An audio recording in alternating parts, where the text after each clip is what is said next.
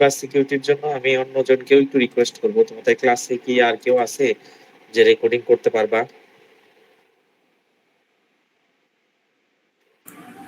জি sir, করতেছি। আচ্ছা, thank you মাদি। Welcome sir.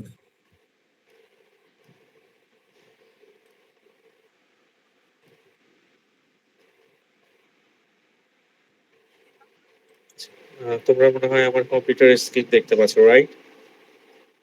শুনতে পাচ্ছ? আচ্ছা, আচ্ছা, লাস্ট ক্লাসগুলো বেসিক্যালি আমরা আম, যে বিষয়গুলো টপিকগুলো কভার করেছি, মানে ফাইনালের আগে হয়তো তোমরা অনেকে ভুলে গেছো, এরপরে আমি একটু জাস্ট একটু রিকল করার চেষ্টা করি তোমাদের একটু ড্রাইভ থেকে, এরপরে হচ্ছে তোমাদেরকে আমি দেখাই। দেখো, লাস্ট ক্লাসগুলোতে আমরা যে বিষয়গুলো নিয়ে কথা বলেছিলাম সেগুলো গ্রুপে তোমাদেরকে শেয়ার দিয়েছি। ফিজিক্যাল ক্লাস হয়েছে একটা, অনলাইনও ক্লাস আমরা নিয়েছি। তো সেই ক্ষেত্রে ওই রিসার্চ প্রপোজাল হয়তো তোমাদের মনে আছে, এবং একটা অ্যাসাইনমেন্টও দিয়ে দিছে, ঠিক আছে? এগুলো তোমরা ব্যাক করার পরে দেন হচ্ছে আমরা এগুলোকে আবার একটু রিকল করব, করে তোমাদেরকে আবার আমি এগুলো টাস্ক গুলোকে টাস্ক দিব।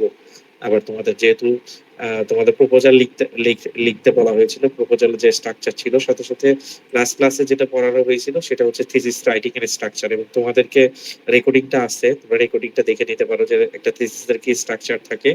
পরবর্তীতে আমি তোমরা যখন ফিজিক্যালি ক্লাসে আসবো তখন আমরা বেসিক্যালি তোমাদের অবশ্যই আমি যে কাজটা করবো সেটা হচ্ছে একটা স্যাম্পল থিসিস এর ফরম্যাট দিয়ে দিব, যেটা দেখে তোমরা পরবর্তীতে তোমাদের থিসিস গুলো করতে পারো, ঠিক আছে? সো মেথড, রিসার্চ প্রপোজাল এবং থিসিস রাইটিং এগুলো হচ্ছে আমাদের ফাইনাল টাইমের মেইনলি ছিল সিলেবাস আর কি, যে এই তিনটা আমরা কভার করেছি আর কি, একটা, দুইটা এবং তিনটা। তো আজকে একটা টপিক আমি মনে করতেছি যে এটা তোমাদেরকে জানার দরকার, কারণ রিসার্চ করতে বা গবেষণা করতে গেলে অথবা থিসিস লিখতে গেলে আমাদের বেশ কিছু টুলস এবং প্যাকেজের দরকার হয়, ঠিক আছে? এটা একটা বিষয়। তো আমরা দেখি, এবং কিছু কিছু টুলস এর নাম কিন্তু আমরা অলরেডি জেনে গেছি, তাই না? তোমরা কি ওভারলিপ এর নাম শুনেছো কিনা? ওভারলিপ, ক্লাসে ওভারলিপ এর কথা বলেছিলাম, ওভারলিপ এর কথা কেউ মনে আছে? ওভারলিপ টুল যেটার মাধ্যমে আমরা পেপার ফরম্যাটিং করতে পারি। আচ্ছা, ঠিক আছে। ওভারলিপ, যেটাকে আমরা ল্যাটিক্স বলে থাকি, তাই না? তো দেখো, আসলে আমরা এই কন্টেন্টস এ খুব ইজি ইজি কন্টেন্টস করবো আজকে। খুবই ছোট ছোট বিষয় যেগুলো আমাদের খুবই গুরুত্বপূর্ণ, অর্থাৎ রিসার্চে আমাদের সব সময় কাজে লাগে, সেগুলো বিষয় নিয়ে কথা বলবো। প্রথম হচ্ছে দেখো ল্যাটেক্স। আচ্ছা, তুমি যখন একটা রিসার্চ আর্টিকেল করতেছো, অথবা তুমি যখন একটা থিসিস লিখতেছো, বা তুমি একটা প্রেজেন্টেশন তৈরি করতেছো, অবশ্যই সেই কন্টেন্ট গুলো যেন অ্যারেঞ্জ থাকে, ভালোভাবে ফরম্যাটেড থাকে। সেই জন্য বিভিন্ন ধরনের সফটওয়্যার গুলো আমরা রেগুলার বা ডেইলি লাইফে যারা রিসার্চ করে, গবেষণা করে, অথবা থিসিসের কাজ করে, অথবা প্রেজেন্টেশন করে, কোনো ডকুমেন্টেশন তৈরি করে, তারা ব্যবহার করে থাকে। এটার ভিতরে একটা গুরুত্বপূর্ণ টুলস হচ্ছে যেটা ল্যাটিক্স। তোমাদের ক্লাসে আমি অনেকবার এটা ইন্ট্রোডিউস করে দিয়েছি যে আমাদের যদি কোনো রিসার্চ আর্টিকেল অথবা থিসিস অথবা আমরা প্রেজেন্টেশন তৈরি করতে চাই, সেটাকে রাইট ফরম্যাটে নিয়ে আসতে গেলে আমরা ল্যাটেক্সটা ইউজ করি।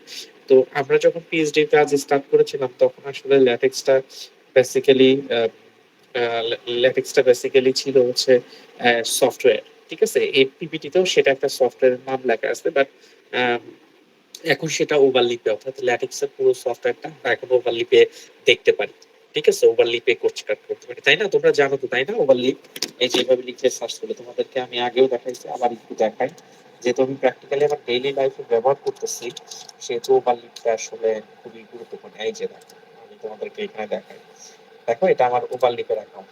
এখন তোমরা হয়তো ওভারলিপ একটা খুবই গুরুত্বপূর্ণ, খুবই গুরুত্বপূর্ণ কেন, তোমাদের এখন থেকে সবসময় এই ওভারলিপের এটা লাগবে। দেখো, এই যে দেখো আমার যতগুলো রিসার্চ আর্টিকেল ওভারলিপে আছে। এখন স্যার ওভারলিপটা কি, তোমরা কিন্তু অলরেডি জানো, তাই না? ধরো অ্যাজ এক্সাম্পল, ধরো এইটা,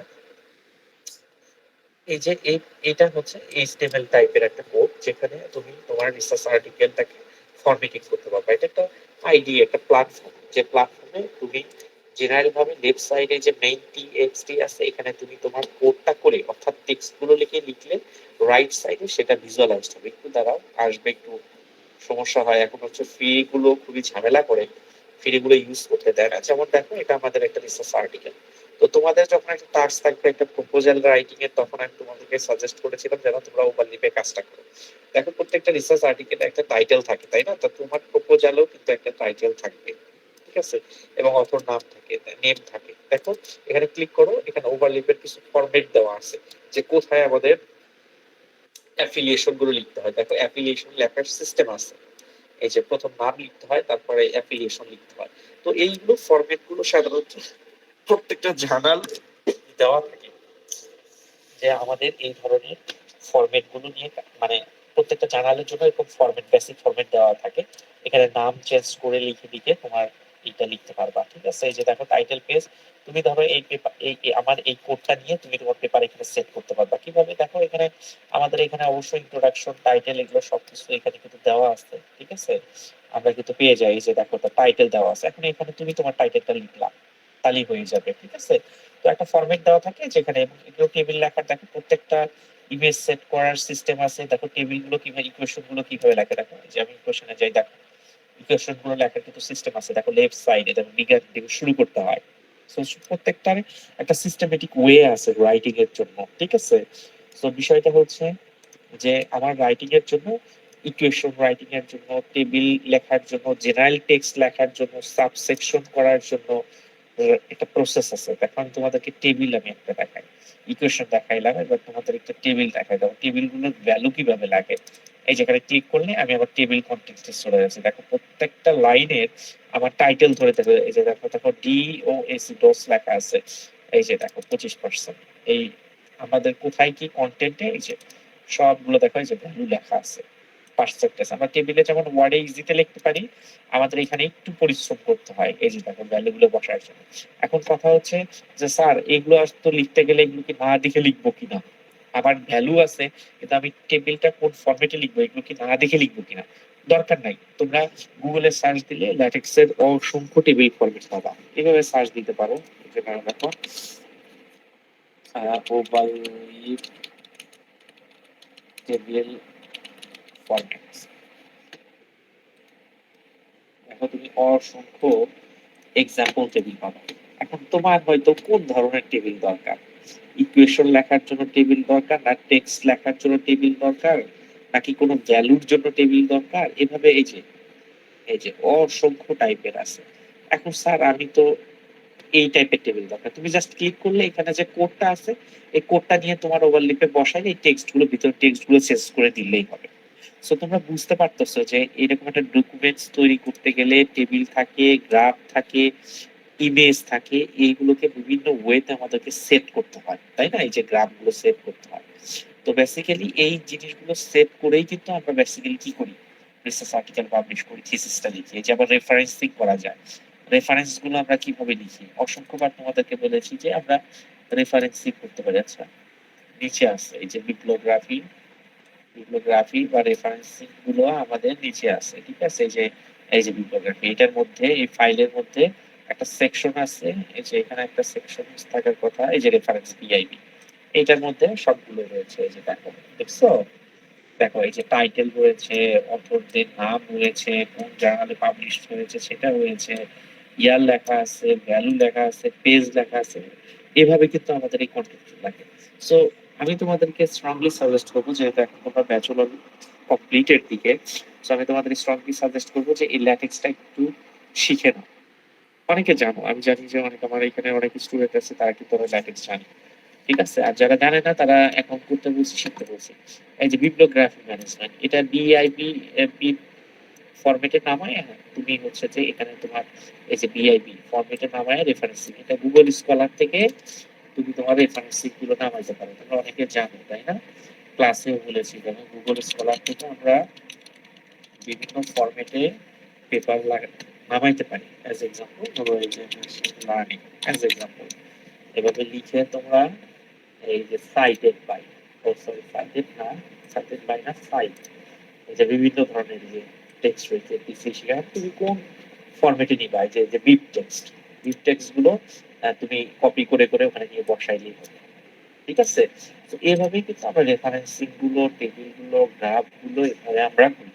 এটার জন্য যেটা করতে হবে, ধরো আমার ক্লাসের শেষে তোমাদেরকে একটু ঠান্ডা মাথায় একটু টিউটোরিয়াল দেখতে হবে, বুঝছো। আমার ক্লাস তো ধরো এই ক্লাসে, একটা শর্ট ক্লাসে আমরা অনেক বিষয়গুলো নিয়ে ডিসকাস করি।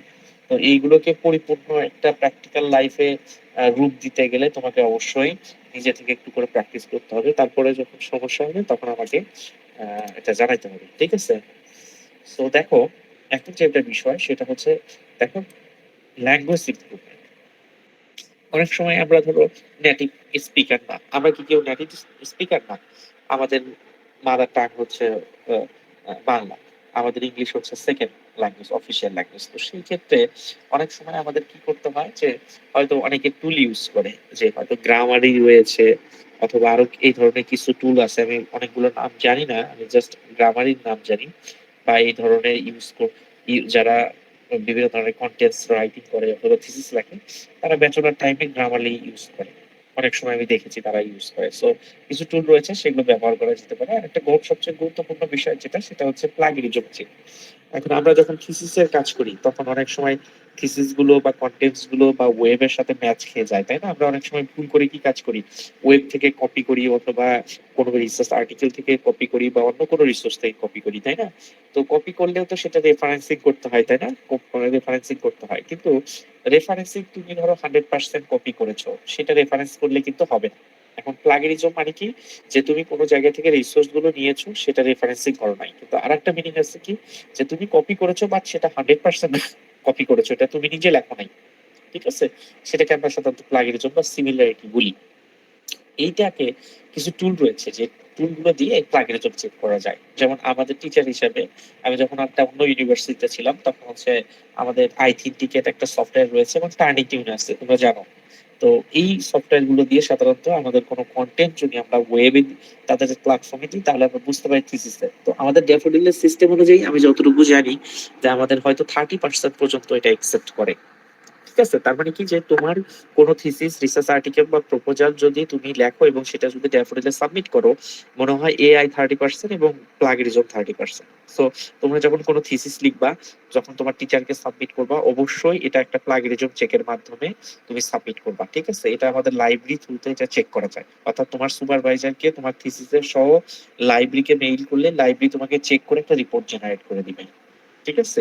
সেই রিপোর্টে তুমি দেখতে পাবা যে প্লাগরিজম চেকের কি পার্সেন্টেজ। আমি অবশ্য তোমাদেরকে একটু দেখাইতে পারবো, একটু ওয়েট করো দেখি। আমি জানি না যে এখানে আছে কিনা।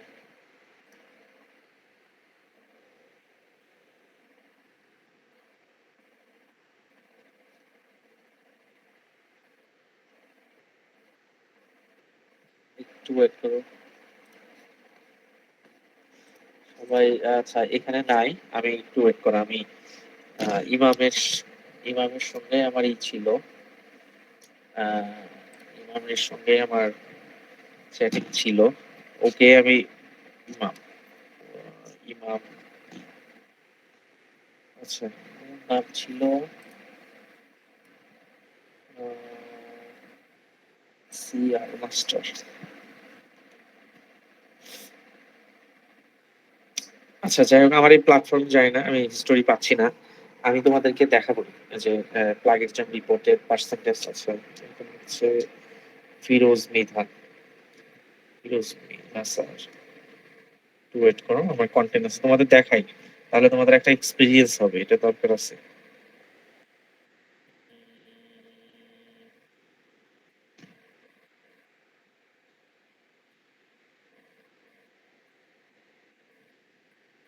পেয়েছি।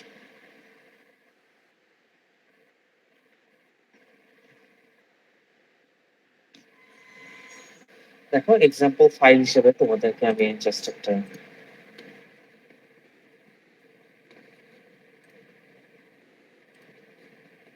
এক্সাম্পল ফাইল হিসেবে দেখো, তোমরা কি দেখতে পাচ্ছ, তাই না? আমাকে জাস্ট একজন একটু কনফার্ম করো। আর তানভীর, রেকর্ডিং হচ্ছে তো, না? মাহাদি এবং তানভীর। জি স্যার, হচ্ছে আচ্ছা, স্যার। তানভীর, রেসপন্স করো। আচ্ছা, তানভীর কি ক্লাসে আছে?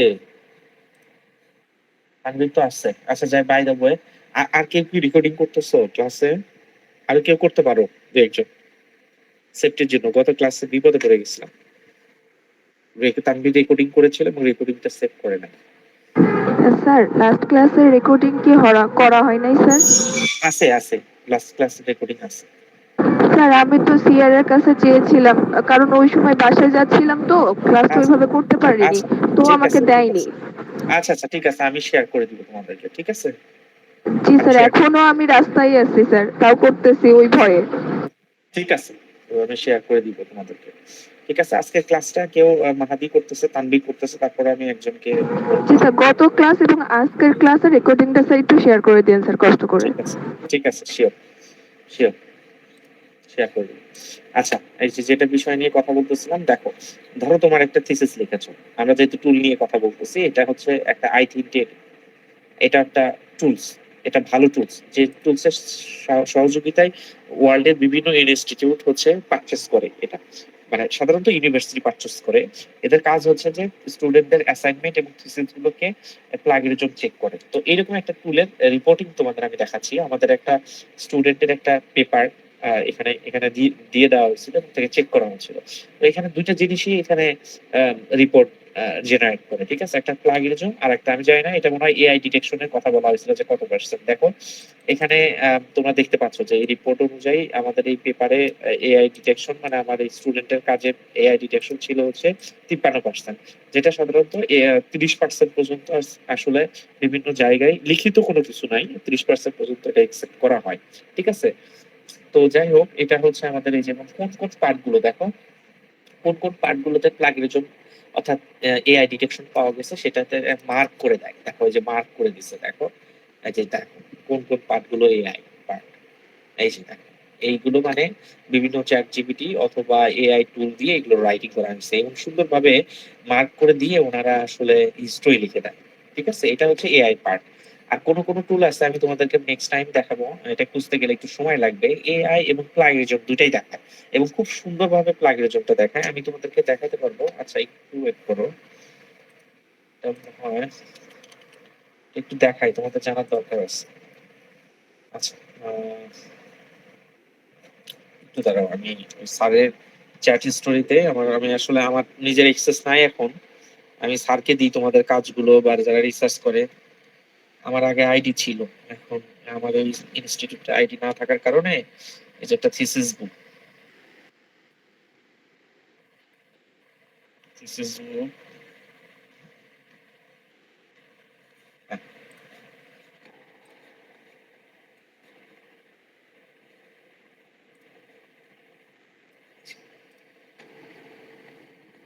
দেখো এই যে একটা থিসিস বুক। সো দেখো এখানে, এখানে দেখো এখানে হচ্ছে তোমার প্লাগরিজম, যেটাকে আমরা বলি যে কপি পেস্ট আর কি, সিমিলারিটি। এই এই এই থিসিসটাতে একটা থিসিস বুক আমি প্লাগরিজমের জন্য পাঠাইছিলাম, এটা 80%, 18%, তার মানে এটা একসেপ্টেড। এখন কথা হচ্ছে আমরা একটু দেখি, দেখো কত সুন্দর করে কোথায় থেকে কোন রিসোর্স গুলো নেওয়া হয়েছে। দেখো এই কালার, এই যে প্রথম যে কালারটা আছে, আমি একটু কালার কম চিনি, হয়তো পিঙ্ক কালার হতে পারে বা যেটাই হোক, হোয়াটএভার, এই প্রথমটা হচ্ছে 4%। তার মানে কি, যে তোমার এই থিসিস বইয়ের যে যে জায়গায় এই পিঙ্ক, সরি, যে পিঙ্ক কালার দেওয়া আছে, সেটা মানে হচ্ছে যে এই এই এইটা হচ্ছে ইন্টারনেট থেকে নেওয়া হয়েছে এবং সেটা এই এই যে বিআইইউইটি, এই যে এই ইনস্টিটিউটের ওই লিঙ্ক থেকে এখানে আসছে। যেটা ব্লু কালার দেওয়া আছে সেটা এখান থেকে চলে আসছে, যেটা গ্রিন কালার টেক্সট তার মানে এই রিসোর্স থেকে আসছে, যেটা তোমার এই বেগুনি কালার বা পার্পল যেটা হোক, এটা হচ্ছে আমাদের এই লিঙ্ক থেকে আসছে, তার মানে। এবং ফাইভ যেটা আছে এই কালার, সেটা হচ্ছে যে এমডিপিআই থেকে আসছে। অর্থাৎ কোন জায়গা থেকে নেওয়া হয়েছে রিসোর্সটা সেটা সুন্দরভাবে দেওয়া আছে কালার অনুযায়ী। সো এবং কোনটা কত পার্সেন্ট, যে লেস দেন 1%, লেস দেন 2%, সব এখানে ইন্ডিকেট দেওয়া হয়েছে। এগুলো তোমরা যোগ করলে হবে হচ্ছে তোমার 18%। হ্যাঁ, 18%, 18% হবে। সো আমরা একটু দেখি, এই যে দেখো আমাদের থিসিস বইটাতে বিভিন্ন জায়গায় বিভিন্ন কালার দেওয়া আছে, অর্থাৎ এই কালারের থ্রুতে আমরা উপরে দেখলে বুঝতে পারবো যে ওই রিসোর্স থেকে এটা ই করা হয়েছে, ঠিক আছে? ওই যে এখানে উল্লেখ করা আছে, দেখো 3 নাম্বার, অর্থাৎ 3 নাম্বার যে গ্রিন কালার, সেখানে এই এই রিসোর্স থেকে এটাই গেছে। সো আমাদের যেহেতু 20 নিচে আছে, সো এখানে কোনো কিছু কাজ করার দরকার নাই। যদি তোমাদের ড্যাফোডিলের রুলস অনুযায়ী 13 করে থাকে, তাহলে সেই ক্ষেত্রে কাজ করতে হবে। এটা জাস্ট তোমাদেরকে আমি দেখাইলাম যে একটা থিসিসের ক্ষেত্রে কিভাবে প্লাগরিজম রিপোর্ট জেনারেট হয়, ঠিক আছে? তো যাই হোক, থিসিসের ক্ষেত্রে আর একটা হচ্ছে প্লাগরিজম চেকার, একটা অথর প্রোফাইলস। দেখো, তোমাদের প্রথম ক্লাসগুলো থেকে আমি বলি এবং কিছু কথা বলেছি যে আমাদের আমাদের যেমন ফেসবুকে প্রোফাইল রয়েছে বা ইউনিভার্সিটির ওয়েবসাইটে আমাদের প্রোফাইল থাকে, তাই না? তো বিভিন্ন ধরনের রিসার্চ করতে গেলে, গবেষণা করতে গেলে বিভিন্ন ধরনের প্রোফাইল আমাদের থাকার প্রয়োজন হয়। যেমন আমি বলি তোমাদেরকে, এই যে রিসার্চ গেট, তোমাদেরকে আগেও বলি, দেখো তোমার স্যারের প্রোফাইল আছে, আমার প্রোফাইল আছে, কয়েকটা জায়গায় প্রোফাইলটা খুবই গুরুত্বপূর্ণ।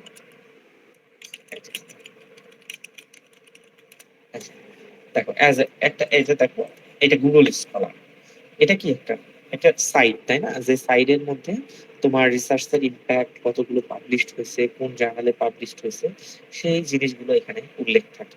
এবং তোমার রিসার্চ ডোমেইন কি, তুমি কোথায় চাকরি করো, তুমি কোথায় অ্যাফিলিয়েটেড, এবং তোমার সাইটেশন কত, তোমার এইচ ইন্ডেক্স কত, টেন ইন্ডেক্স কত, কোন ইয়ারে কতগুলো পাবলিকেশন হয়েছে, সবগুলো কিন্তু থাকে। এটা আমার প্রোফাইল। তো এখন তুমি আমাকে গুগলে সার্চ দিলে তুমি কিন্তু পেয়ে যাবা। তো এই প্রোফাইলের কথা বলছে যে তোমার একটা রিসার্চ প্রোফাইল। তো যখন দেখা যাচ্ছে আমি কোনো ইনস্টিটিউটে অ্যাপ্লাই করি বিভিন্ন কথা বলার জন্য, টক দেওয়ার জন্য, জবের জন্য বা যে কোনো কিছু বিষয়ের জন্য, তখন কিন্তু আমরা এই প্রোফাইলটা অনেক সময় প্রিফার করে তারা, যে ঠিক আছে তোমরা গুগল স্কলারের প্রোফাইল। আরেকটা জায়গায় আছে, সেটা হচ্ছে যে আরেকটা জায়গায় চায়, সেটা হচ্ছে এই যে রিসার্চ। এই যে দেখো, এই দুইটা জায়গায়, এই যে দেখো, এখানে কিন্তু আমার একটা প্রোফাইল আছে, এখানেও কি আছে, সেম অ্যাজ, যেমন কোথায় অ্যাফিলিয়েটেড আছে এবং রিসার্চ পেপার গুলো এবং সাইটেশন কত। সো এই বিষয়গুলো কি, যে একজন রিসার্চার বা একজন গবেষক, একজন টিচারের বা আমার একটা স্টুডেন্টও যারা কাজ করে, রিসার্চ করে বা গবেষণা করে, তাদের একটা করে প্রোফাইল থাকতে হবে, সেটার কথাই বলছে। তাহলে আমরা দুইটা জায়গার নাম জানলাম, একটা হচ্ছে রিসার্চ গেট, একটা হচ্ছে গুগল স্কলার। ঠিক আছে, আমরা কিন্তু এইগুলো মনে রাখবো যে কোনগুলো গুরুত্বপূর্ণ। এই যে দেখো, এগুলো অলরেডি আমরা কথা বলে ফেলছি। যে ল্যাটেক্স, ল্যাটেক্সটা কি, আগে আমরা, আমি তোমাদের ক্লাস যখন শুরু হয় তখন বলেছি, আগে একটা সময় ছিল যে ল্যাটেক্সটাকে আমরা সাধারণত কোনো সফটওয়্যার থ্রুতে ব্যবহার করেছি। এখন আর সেটা সফটওয়্যার থ্রুতে ব্যবহার করতে হয় না। অর্থাৎ সফটওয়্যার বলতে আমরা কম্পাইলার, এডিটর এগুলো ইনস্টল দিতাম, মার্জ করে, ইনস্টল দিয়ে দেন হচ্ছে আমরা সাধারণত এই কাজগুলো করতাম, অর্থাৎ ল্যাটেক্সের কাজ করতাম। এই যে তোমাদেরকে প্রথম দিকে দেখাইলাম, এই যে এই কোডগুলো একটা সফটওয়্যার থ্রুতে করতাম, এখন আমরা ওয়েবের থ্রুতে করি। ঠিক আছে, এখন আরো ফ্লেক্সিবল। তাহলে ল্যাটেক্স এর কথা। এখন কথা হচ্ছে যে রেফারেন্সিং এর জন্য, যেটা অলরেডি তোমাদেরকে বলছি, স্যার আমি রেফারেন্সিং কোথায় পেতে পারি। আমরা যদি গুগল স্কলারের প্রোফাইলে যাই তাহলে কিন্তু রেফারেন্সিং পাই, তাই না? গুগল স্কলার প্রোফাইলে না, গুগল স্কলার গেলে কিন্তু আমরা কিন্তু, এই যে ধর অ্যাজ এক্সাম্পল এখানে গেলাম, ঠিক আছে, সাইটেড বাই, তোমাদেরকে বলেছিলাম,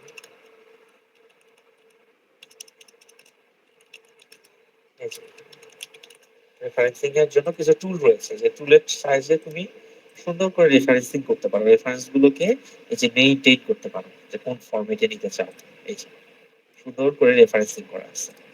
এগুলো যদি অনেক কমন একটা টপিক, এই জন্য দেখতে ছোট লাগতেছে। এই যে দেখো, আস্তে আস্তে বড় আসতেছে, বিভিন্ন ফরম্যাট আছে। এই ফরম্যাট গুলোই তো আমাদের শেষে দিতে হয়, মানে আমাদের একটা রিসার্চ আর্টিকেলের শেষে দিতে হয়, তাই না? তো সেই জন্য আমাদের বিভিন্ন ধরনের টুল রয়েছে, যেমন এটা, এই টুলটা আমি আমার লাইফে সবচেয়ে বেশি ব্যবহার করেছি, মেন্ডেলি। মেন্ডেল এটা কি, যে একটা সফটওয়্যার, এই সফটওয়্যার যে লোগো, এটার ভিতরে তুমি তোমার যত রিসার্চ আর্টিকেল লাইফে পড়েছো এটা ড্রাইভ করে রেখে দিবা। রেখে দিলে তুমি যখন একটা রিসার্চ আর্টিকেল লিখবা, লেখার সময় এটা রেফারেন্সিং করতে হবে, তখন তোমার মেন্ডেলের একটা প্যাকেজ, যেটা ওয়ার্ডে সাপোর্টেড, সেই ওয়ার্ড থেকে করলে তুমি এখান থেকে রেফারেন্সিং করতে পারবে। ঠিক আছে, আমার এখানে নাই, যেহেতু এখানে নিবে না। ঠিক আছে, আমি যখন পিএইচডি করেছি তখন ব্যবহার করেছি, কিন্তু এখন ব্যবহার করতে হয় না, কারণ আমরা ভলিউম ইউজ করি। ম্যান্ডেলাটা তখন আমরা ইউজ করতাম। আর এই ইননোট ইউজ করতে পারো রেফারেন্সিং এর জন্য, সুন্দর সুন্দর টুল এইগুলো। তোমরা একটু ইউটিউবে টিউটোরিয়াল দেখবা যে হাউ টু ইউজ দেম, কিভাবে তাদেরকে রাইট ভাবে ব্যবহার করা যেতে পারে। আর কিছু ওয়েব লিঙ্ক রয়েছে, এগুলোতে নিজস্ব প্রোফাইল থাকে, এখান থেকেও তুমি তোমার গুগল স্কলারের মতো তুমি তোমার পেপারের বা রিসার্চ আর্টিকেলের ইনফরমেশন গুলো কালেক্ট করে নিতে পারো। এখন কথা হচ্ছে ল্যাঙ্গুয়েজ ইমপ্রুভমেন্ট, এটা আমি আসলে সাজেস্ট করি না, আমি তোমাদের অলরেডি বলছি, I don't have any idea about this type of tools. But আমি কমনলি যেটা জানি যে গ্রামারে একটা সফটওয়্যার রয়েছে, and with that software actually you can check the grammar mistakes in your text. So basically I have no experience to use them. So তুমি ব্যবহার করতে পারো, এটা ফ্রিলি ব্যবহার করা যায়, সাবস্ক্রিপশন ফ্রিলি হয়তো হ্যাভ লিমিটেশন, আমি জানি না যে তুমি কোনো একাডেমিক লাইব্রেরি লিখতে গেলে আসলে ফ্রিলি এটা কতটুকু ব্যবহার করতে পারবা। But they have several tools, ইন্টারনেটে সার্চ করতে পারো। আর এটা হচ্ছে যে প্লাগিনিজম সেকেন্ড। দেখো এখানে কিছু ওয়েবের নাম বলছে, প্লাগিনিজম চেকার বা সামথিং, এগুলো হয়তো ফ্রি আছে। তোমরা ওয়েবে সার্চ দিলে বিভিন্ন ধরনের প্লাগিনিজম চেকার টুল গুলো তোমরা কিন্তু পেয়ে যাবা। কিন্তু এই টুল গুলো বেসিক্যালি অথেন্টিক না। সামটাইমস কি প্রবলেম হয় জানো, যে অনেক সময় আমরা ভুল করে কি করি, এই আচ্ছা ঠিক আছে থিসিস লিখেছি, তো এখন থিসিসটা তো চেক করা দরকার, আমার তো আসলে প্লাগইন চেকার নাই, তখন আমরা কি করি, এগুলো বিভিন্ন ওয়েবসাইট ঘেটে ঘেটে এই যে এভাবে এভাবে নিজের টেক্সট গুলো দিই, তখন কি হয়, কোনো কোনো ওয়েবসাইট আছে তোমার টেক্সট গুলোকে নিয়ে ও অ্যাডাপ্ট করে ফেলে, ও টেক্সট গুলোকে মুখস্থ করে ফেলে, লার্নিং করে ফেলে। লার্নিং করলে হয় কি, তোমার টেক্সটটা ওখানে সেভ হয়ে থাকে, তুমি যখন আসল প্লাগিনিজম চেকার দিয়ে চেক করতে যাও, তখন এগুলো তোমাকে দেখাবে যে এগুলো প্লাগিনিজম। তো এটা করতে যাবে না। এটা কখন করতে যাবে না, যখন তুমি তোমার মূল্যবান কোনো ডকুমেন্ট লিখতেছো, অ্যাজ এক্সাম্পল তোমার থিসিস লিখতেছো, থিসিসটা খুবই ইম্পর্টেন্ট, এটা প্লাগিনিজম চেক করতে হবে। সো অথেন্টিকেট কোনো সফটওয়্যার ছাড়া, অর্থাৎ যে সফটওয়্যারটা লাইসেন্স করা অথবা যে সফটওয়্যারটা পারচেস করা, এইগুলো ছাড়া কখনো অনলাইনে প্লাগিনিজম বিভিন্ন ওয়েবসাইটে প্লাগিনিজম চেক করবে না। এতে কি হবে, তোমার ডকুমেন্ট গুলোই প্লাগিনিজমে রূপান্তর হয়ে যাবে। সো এই কাজটা কখনো করবে না। সো এখানে যেগুলো বলছে এটা জাস্ট মুখের কথা বলছে, আমি তোমাদেরকে কিছু সফটওয়্যার দিচ্ছি, যে আমার আমি বললাম, অলরেডি বলছি, হয়তো এখানে আছে, এগুলো জানার জন্য, তাই না? এই যে আই থিঙ্ক টিকেট, এই যে, স্যার, হ্যাঁ স্যার বলো, একটা কোশ্চেন ছিল স্যার। বলো বলো, শিওর। স্যার আমরা যদি স্যার যে ট্রান্সলেটের ক্ষেত্রে যদি স্যার চ্যাট জিপিটি অথবা স্যার কোনো এআই টুলস ইউজ করি, ওই ক্ষেত্রেও কি প্রবলেম গুলো হইতে পারে স্যার? ট্রান্সলেটের জন্য, জি স্যার। ট্রান্সলেটের জন্য বুঝি নাই, মানে আরেকটু যদি বুঝিয়ে দাও আমাকে, তাহলে স্যার আমি ধরেন যে স্যার আমি হচ্ছে স্যার এটা ইন্ট্রোডাকশন স্যার লিখলাম, তো ওইটা হচ্ছে স্যার আমি বাংলায় লিখলাম, তখন স্যার ওটা আমি স্যার ইংলিশে স্যার ট্রান্সলেট করলাম আর কি, প্লেগারিজম এড়ানোর জন্য স্যার বাংলাতে লিখে ইংলিশে ট্রান্সলেট করলাম, ওই ক্ষেত্রে কি প্লেগারিজম হতে পারে? সেই ক্ষেত্রে ওটা প্লাগিনিজমে ধরা খাবে না, বাট এআই ডিটেকশনে ধরা খাবে, কারণ ওটা তো এআই লিখে দিচ্ছে তোমাকে। স্যার ট্রান্সলেটটা স্যার এআই দিয়ে করা যাবে না এটাই? হ্যাঁ, মানে কোনো কিছু এআই দিয়ে তুমি যদি লেখো, তাহলে তো ওটা এআই টেক্সট হইলো, তখন এটা ধরে যাবে এআই হিসেবে, কিন্তু প্লাগিনিজম হিসেবে ধরবে না। মানে স্যার আমি স্যার নিজের মতো স্যার বাংলায় লিখছি, ওইটাও যদি স্যার এআই দিয়ে স্যার ট্রান্সলেট করি, তাহলে ওটা এআই আর কি চলে যাবে? হ্যাঁ, এআই চলে যাবে। আরেকটা বিষয় দেখো, আমি একটা কথা বলি, যখন তুমি সায়েন্টিফিক কোনো কিছু লিখবা, রিসার্চ লিখবা বা তোমার থিসিস লিখবা, তখন ট্রুলি তুমি কখনো বাংলায় লিখতে পারবা না। তুমি যখন একটা গল্প লিখবা, তখন লিখতে পারবা, কারণ অনেক ওয়ার্ড আসবে যেগুলো তুমি বাংলা লিখতে পারবা না, এবং বাংলা লিখতে পারলেও এমন বাংলা আসবে, সেটার জন্য তোমাকে আরো অনেক স্টাডি করতে হবে, এটা আরো ডিফিকাল্ট টাস্ক। বাট তুমি যদি গল্প লেখো, কোনো একটা স্টোরি লেখো, ইটস ওকে, বাংলা লেখার পরে সম্ভব। কিন্তু আমার কাছে মনে হয় সাইন্টিফিক অনেক অনেক ওয়ার্ড আছে যেগুলো আসলে বাংলা হয় না, মানে বাংলা হয় ঠিকই, মানে মানে এক্সাক্ট আমরা হয়তো ওভাবে বাংলা জানি না, অনেক ওয়ার্ড আছে, কারণ ওয়ার্ডের তো ঠিক না। তো এটা হচ্ছে, তুমি যদি থিসিসের ক্ষেত্রে বলতে চাও, তাহলে আমি স্ট্রংলি সাজেস্ট করবো তুমি ইংলিশটা পড়ে নিজে বুঝে এরপর তুমি তোমার মাথা থেকে লেখো। হ্যাঁ, লেখার পরে তুমি তোমার গ্রামার টুল দিয়ে তুমি গ্রামারটা চেক করে নাও, দ্যাটস ফাইন। বুঝতে পারছো সায়েম? জি স্যার, বুঝতে পারছি। ইভেন রিসেন্টলি যেটা হচ্ছে, যে তুমি একটা টেক্সট দিছো, তুমি লিখছো নিজের মতো করে লিখছো, আচ্ছা একটা একটা রিসার্চ আর্টিকেল পড়ছো, পড়ে মিনিং বুঝতে পারছো, ওটা না দেখে তুমি এখন, বা দেখে হোক, নিজের মতো করে লিখছো, লেখার পরে অনেক সময় এটা গ্রামার ভুল থাকতে পারে, অথবা মানে আহ, লেখার যে সাইন্টিফিক হাইটটা সেটা কম থাকতে পারে। এই সময় অনেকে কিন্তু চ্যাট জিপিটি কে দেয়, চ্যাট জিপিটি এখন এটা কত পার্সেন্ট নিজে মডিফিকেশন করে ওটাকে স্ট্যান্ডার্ড রূপান্তর করে, সেটার উপর ডিপেন্ড করবে যে এআই ডিটেকশন কতটুকু হবে। তোমার রাইটিংটাকে যদি 10% সে রিসাইজ করে, তাহলে তো সমস্যা নাই, বাট তোমার রাইটিংটাকে সে যদি 50% রিসাইজ করে, তাহলে তো একটা বড়, মানে এআই এর কন্ট্রিবিউশন হয়ে গেল, তাই না? সো এগুলো অনেক কিছু ফ্যাক্টর রয়েছে। আসলে ঘুরে ফিরে কি হয় জানো, আমি যেটা রিয়েলাইজ করি, যে এআই হচ্ছে সবচেয়ে বেস্ট হচ্ছে যারা অনেক বেশি জানে, যারা নিজে লিখতে পারে তাদের জন্য বেস্ট। ঠিক আছে, যারা নিজে লিখতে পারে তারা এআইটাকে ভালোভাবে ইউজ করতে পারে। আর যদি কেউ নিজে না পড়ে লিখে, তাহলে যতবারই সে লিখবে ততবারই এআই ডিটেকশন হবে। এটা একটা অবস্থা। আচ্ছা যাই হোক, আমার মনে হয় তুমি অ্যান্সার পেয়ে গেছো, তাই না? জি স্যার, বুঝতে পারছি। আচ্ছা, এখানে তোমরা, আমি তো আসলে এই কথাগুলো এখানে বললাম, রেকর্ডিংও এটা থাকবে। তো বিষয়টা হচ্ছে যে এই টুলগুলো এখানে যেগুলো বলছে, এগুলো আসলে মানে না, এগুলো হয়তো আগে আসছিল। আমি যেগুলো টুলস এর নাম তোমাদের রেকর্ডিং এ বলছি, যে সফটওয়্যার নামগুলো বলছি, সেগুলো অ্যাডাপ্ট করবা, ঠিক আছে? এইগুলো টুল দিয়ে সাধারণত আমরা প্লাগিনিজম চেক করি, এইসব কিচ্ছু না, ব্যাপারটাকে কিছু না। মোস্ট এইগুলো হচ্ছে আমাদের ওয়ার্ল্ডের সকল প্রকার বড় বড় ইনস্টিটিউট তারা এগুলো পারচেস করে। ল্যাঙ্গুয়েজ ইমপ্রুভমেন্টের জন্য তো গ্রামার ইউজ করতে পারে, তোমরা জানো তাই না, অলরেডি জানো। এই যে গ্রামার, এটা মনে হয় একটু ভালো, আমি যতটুকু জানি আর কি, মানে বেশ পপুলার এবং বেশ ভালো, ঠিক আছে। Word web, I don't have idea, I don't trust some. এখন অবশ্য একটু রিস্ক হয়ে যায়, বুঝছো, যে এগুলো তো মানুষের তৈরি এবং এই গ্রামাটিক গুলোতে প্রচুর এআই ইউজ করা হয়। কারণ কি, ও তো আর হিউম্যান না যে তোমার বসে বসে গ্রামার চেক করে দিবে। তো ও তো এআই, ও তো একটা সিস্টেম, যে সিস্টেমের থ্রুতে ও বুঝতে পারে যে সেন্টেন্সে এই ওয়ার্ডটা বেশি অ্যাপ্রোপ্রিয়েট। তো ওইটা তো এখন আসলে দেখা যাচ্ছে এআই ডিটেকশনের মধ্যে পড়ে যেতে পারে। সো খুব বেশি এটা ইউজ করা যাবে না, কমনলি ইউজ করা যাবে না, যেখানে লিটল বিট চেঞ্জ দরকার সে পার্সপেক্টিভে ইউজ করতে পারো, ঠিক আছে, গ্রামারিটা। আর এইটার জন্য আমি যেটা ইউজ করি, এটা যদি তুমি ল্যাটেক্স ইউজ করো তাহলে আর কোনো ধরনের, অর্থাৎ আমার কথা হচ্ছে তুমি যদি এই যে ওভারলিপটা কি তোমরা সবাই আহ, বাসায় অ্যাকাউন্ট করেছো কিনা? আমি তোমাদের সবাইকে মনে হয় অ্যাকাউন্ট করতে বলেছি এবং অনেকে করেও ফেলছে আশা করছি, তাই না? আচ্ছা আচ্ছা। আচ্ছা, ওভারলিপটা তোমরা অবশ্যই করবা, অ্যাডাপ্ট করবা, ঠিক আছে। ওভারলিপ না করলে কিন্তু একদম হবে না। ওভারলিপটা হচ্ছে খুবই গুরুত্বপূর্ণ, এটা একটা টুলস, এটা ছাড়া কখনোই হবে না। এবং তোমাদের যে আমি অ্যাসাইনমেন্টটা দিয়েছি প্রপোজাল, সেটা ওভারলিপেই করতে হবে, ঠিক আছে। আর এইগুলো জাস্ট একটা ওয়েবসাইটের মতো যেখানে আমাদের পেপার গুলো থাকে, তোমাদের আমি দেখাই, এই যে এখানে থাকো, দেখো কম্পিউটার সায়েন্স, লগ ইন করতে হয়, দেখি এখানে আমার পেপার আছে কিনা, লেট মি চেক। এই যে এই যে দেখো, দেখছো তোমার স্যারের প্রোফাইল এখানে আছে, এই যে টাটা বেজের মতো, as like same as Google স্কলারের মতো। অনেক অনেক ইনস্টিটিউট আছে তারা এইগুলো সাপোর্ট করে, তারা এই এই এই এই ওয়েবসাইট থেকে তারা এই অনেক কিছু বাছ বিচার করে। কিছু কিছু ইনস্টিটিউট গুগল স্কলার দেখে, কিছু কিছু ইনস্টিটিউট আছে রিসার্চ গেট। তো তোমাদেরকে তো আমি রিসার্চ গেট ইন্ট্রোডিউস করে দিলাম, গুগল স্কলার ইন্ট্রোডিউস করে দিলাম। সেক্ষেত্রে তোমরা সবাই মিলে একটা করে যে কোনো একটা সিঙ্গেল সিঙ্গেল স্টুডেন্ট অবশ্যই রিসার্চ গেট এবং গুগল স্কলার প্রোফাইল ওপেন করবা, ঠিক আছে। তোমাদের যখন কোনো একটা পাবলিকেশন হবে তখন তোমরা ওই জায়গায় আপ করে দিতে পারবা, তোমার সাজেশনে আসবে।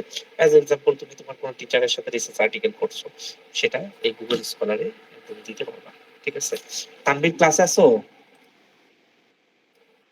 তানভীর, আচ্ছা আচ্ছা।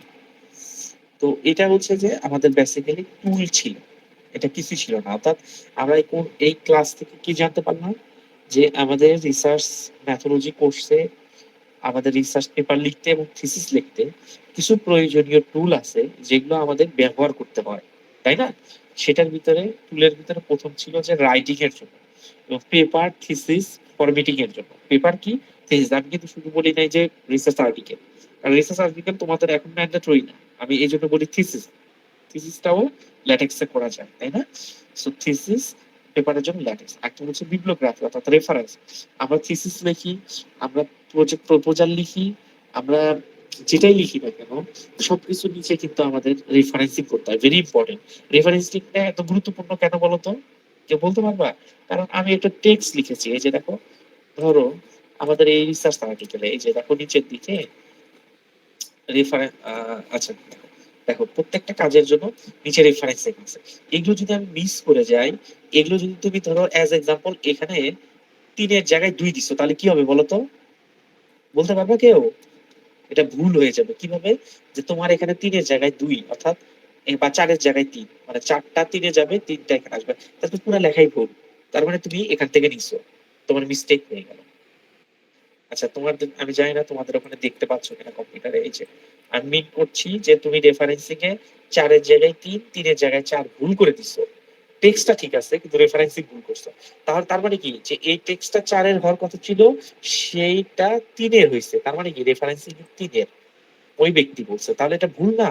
একজনের কথা তুমি আরেকজনকে আরেকজনের নাম দিয়ে দিছো, এটা ভুল। এই জন্য রেফারেন্স টাইমটা আমাদের রিসার্চের ক্ষেত্রে খুবই গুরুত্বপূর্ণ বিষয়, এটা ভুল করা যাবে না। এই জন্যই আমরা বিভিন্ন ধরনের টুল ইউজ করি। ল্যাটেক্স এর ভিতরে যে বিট টেক্স এর মধ্যে আমরা বিট টেক্সট ডাউনলোড করে আমরা ল্যাটেক্স এ কাজ করতে পারি। আর ল্যাঙ্গুয়েজ ইমপ্রুভমেন্টের যেহেতু আমরা নেটিভ না, সেহেতু তোমরা ইচ্ছা করলে যে কাজটা করতে পারো সেটা হচ্ছে যে ওই যে গ্রামারিটা ইউজ করতে পারো যদি তোমাদের প্রয়োজন হয়। প্লাগইন চেক, এটা যেহেতু তোমরা স্টুডেন্ট, তোমাদের তো আর অ্যাক্সেস থাকে না সবকিছুতে, সেই ক্ষেত্রে তোমার থিসিসটা লেখা হলে তোমরা আমাদের ড্যাফোডিল লাইব্রেরিতে ইমেইল করলে সেই লাইব্রেরি থেকে তোমাকে রেসপন্স করবে, ঠিক আছে?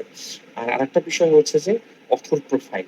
অথর প্রোফাইল যেহেতু তোমরা স্টুডেন্ট এখন হয়তো রিসার্চের কাজ করতেছো না, ইন ফিউচারে যখন আমার অনেক স্টুডেন্ট রিসার্চে কাজ করবে, বাইরে যাবে, মাস্টার্স করবে অথবা পিএইচডি করবে আর হায়ার স্টাডিজ করবে, অথবা ব্যাচেলরে তার থিসিসটাকে পাবলিশ করবে, অথবা এখনই কাজ স্টার্ট করবে তার টিচারের সঙ্গে বা কোনো মেন্টরের সাথে, সেই ক্ষেত্রে কিন্তু অথর প্রোফাইলটা ক্রিয়েট করে রাখতে পারো।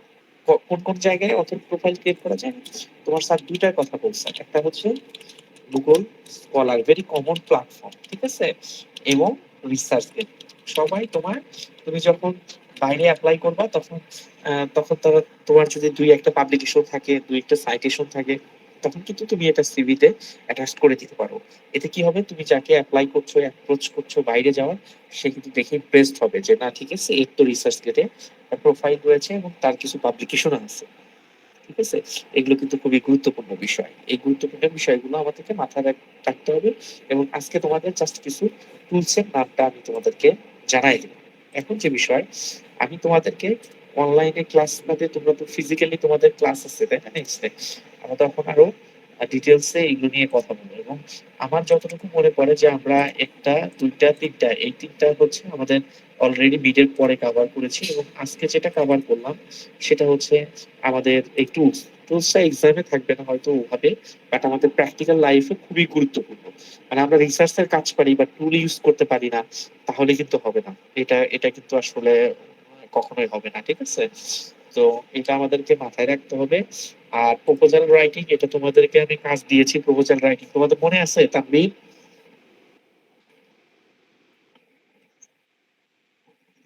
আচ্ছা, হ্যাঁ, অফ হয়ে গেছে। সো আমরা যখন আবার ব্যাক করব, আমাদের তো আবার যখন ব্যাক অলরেডি আমাদের ব্যাক করব, তখন আমরা কিন্তু এই বিষয়গুলো নিয়েই করব যে কোনগুলো তোমরা সাবমিট করেছো। আর একটা বিষয় হচ্ছে যে আমাদের ড্যাফোডিল ইন্টারন্যাশনাল ইউনিভার্সিটিতে কিন্তু আমি দেখো তোমাদেরকে আমি একটু একটা জিনিস দেখাই, তোমাদের একটা মজার বিষয় আমি একটু দাঁড়াও, তোমাদের এই বিষয়ে প্রজেক্ট থিসিস ডিও, একটু ওয়েট করো, দেখো খুবই ইন্টারেস্টিং বিষয়। এই যে এই যে দেখো, দেখতে পাচ্ছ?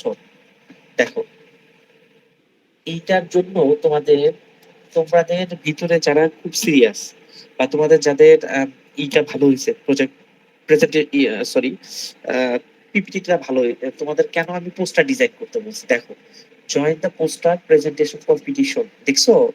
করতে পারতেছো কিনা? এই তোমরা কি করতে পারতেছো? জি স্যার। হ্যাঁ, তো তোমরা পোস্টার যেটা ডিজাইন করছো বা পোস্টার যেটা তোমরা ডিজাইন করছো, এটাকে আমরা যাদেরগুলো বেস্ট হয়েছে তাদেরগুলো সিলেক্ট করে আমরা এই জায়গায় জয়েন করব। এবং আমি চাই যে আমার এখানে কতগুলো স্টুডেন্ট, অনেকগুলো স্টুডেন্ট, আমার গ্রুপ থেকে, দুটা সেকশন থেকে আমার 10টা প্রেজেন্টেশনও যদি যায়, এখান থেকে যদি আমরা সিলেক্ট হতে পারি তাহলে আমাদের ভালো না?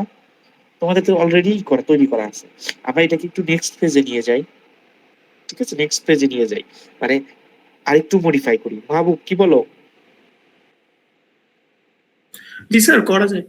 হ্যাঁ, করে আমরা এখানে যত সম্ভব আমরা এখানে দিতে পারি। যেমন ফার্স্ট প্রাইস লেখা আছে 10,000 টাকা, সেকেন্ড হচ্ছে 7,000 টাকা, এবং থার্ড হচ্ছে 5,000, তোমার 500 টাকা, ঠিক আছে?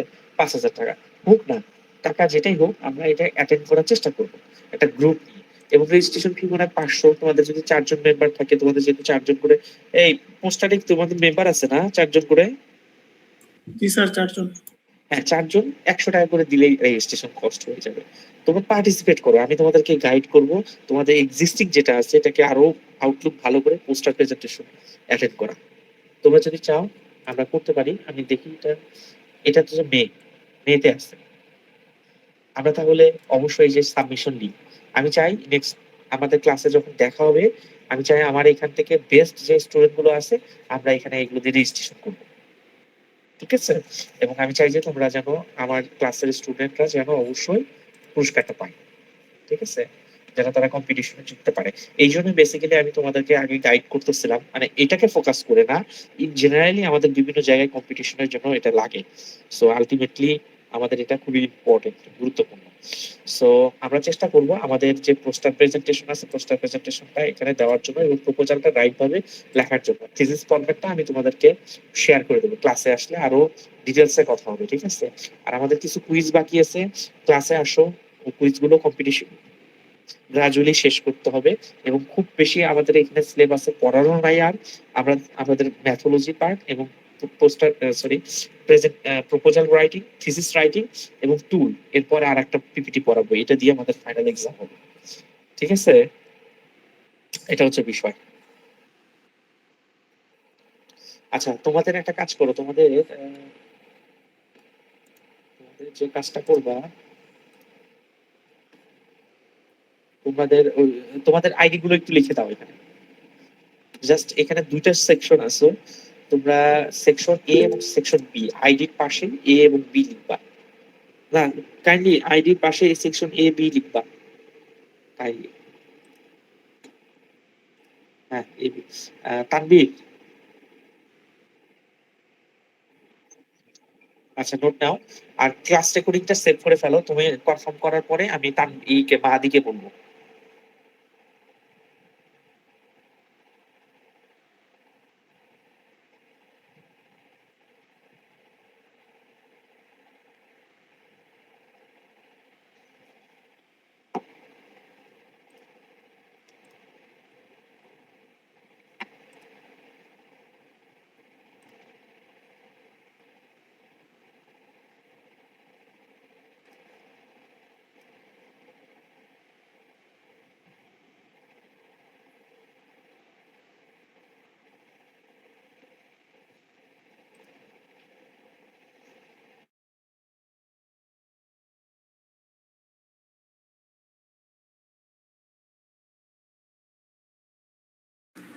স্যার রেকর্ডিং অফ করে দিলাম।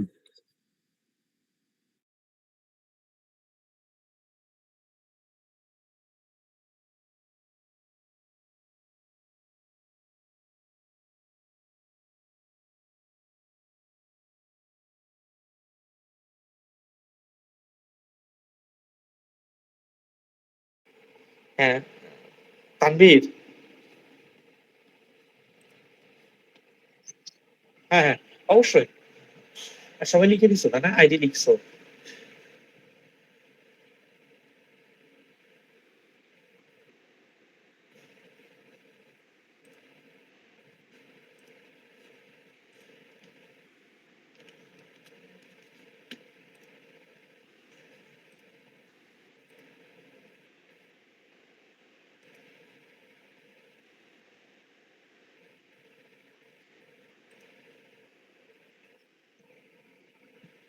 তাই না?